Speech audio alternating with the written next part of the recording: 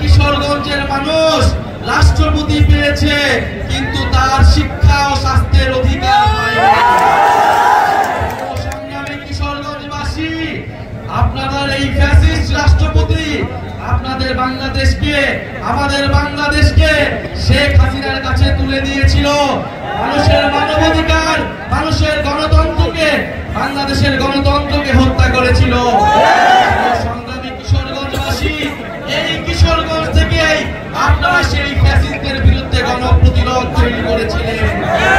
সংগ্রামী কিশোরগঞ্জবাসী, আমরা জানি বাংলাদেশে এই কিশোরগঞ্জের প্রত্যন্ত এলাকায়, হাওর এলাকায়, এই কিশোরগঞ্জের এমনকি সদর এলাকাতেও স্কুল আছে কিন্তু শিক্ষক নাই, হাসপাতাল আছে কিন্তু ডাক্তার নাই, যুব সমাজ আছে কিন্তু কর্মসংস্থান নাই। প্রিয় সংগ্রামী কিশোরগঞ্জবাসী, অনেক বাজেট আছে কিন্তু রাস্তা নাই। এনসিপির ব্যানারটাকে ভৈরবে সমুন্নত করার জন্য আপনাদের একসাথে চেষ্টা করতে হবে। এবং এনসিপির যারা নেতা কর্মী রয়েছেন, আপনাদের যদি কোনো ধরনের সমস্যা হয়, আপনাদের সংগঠন করতে যদি কেউ ভয়ভীতি দেখায়, আপনাদের যদি কেউ আপনাদের নিরুৎসাহিত করে, যে কোনো রাজনৈতিক দল থেকে যদি নিরুৎসাহিত করে, আমাদেরকে জানাবেন, আমরা সেই বিষয়টিকে রাজনৈতিকভাবে সমাধান করব। আমাদের মা বোনেরা যারা আছেন, আমাদের নারী উইং যথাযথভাবে কাজ করছে, আপনাদেরকে আমরা স্বাগত জানাই। আপনারা জানেন যে আমাদের নারী উইং এ সামান্তা আপা আছেন, নিভা আপা আছেন, ডক্টর তাসনিম জারা, তাসনুমা জাবিন আপাদের মতো ব্যক্তিরা এখানে কাজ করছেন। সুতরাং এখানে নারী যারা আছেন, আমরা চাইব রাজনীতি, নারী বান্ধবরা রাজনীতি করার জন্য, যেটার মধ্য দিয়ে আমরা একটা সবার অংশগ্রহণের মধ্য দিয়ে একটা সমৃদ্ধ বাংলাদেশ গড়ে তুলতে পারবো।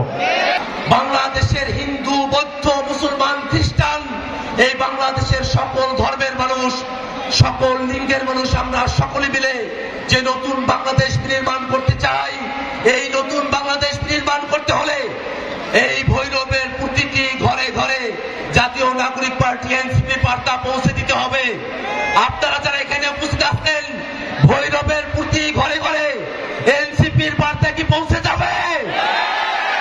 ভাইরা আমার, আমরা বক্তব্য দীর্ঘায়িত করব না। আমাদের কিন্তু এখানে প্রস্তাবিত এখানে কিন্তু প্রোগ্রাম ছিল না, কিন্তু হাজার হাজার মানুষ আপনারা এখানে উপস্থিত হয়েছেন। আপনারা এখানে সবাই মিলে জাতীয় নাগরিক পার্টি এনসিপি নেতৃবৃন্দের সঙ্গে কথা বলতে চেয়েছেন, এলাকার সমস্যার কথা সমাধানের কথা বলেছেন, এবং আপনাদের এখানকার যে লোকাল সমস্যাগুলো আছে সেগুলো নিয়ে আপনারা কথা বলেছেন। আমাদের হাসনাত আব্দুল আপনাদের সমস্যার কথা বলেছেন। আমরা কিন্তু আপনাদের পাশে, আমরা কিন্তু এখন কিশোরগঞ্জে যাব, আপনাদের সকলের কাছে আমাদের দাওয়াত থাকবে। আপনারা হাজার মানুষ আপনারা কিশোরগঞ্জের থেকে মুভ করবেন, সেখানে আসবেন। আদায় করে জুলাই ঘোষণাপত্র এবং জুলাই সনদের মাধ্যমে আমরা ৩রা আগস্ট শহীদ মিনারে ঐক্যবদ্ধ হব। ইনকিলাব, ইনকিলাব।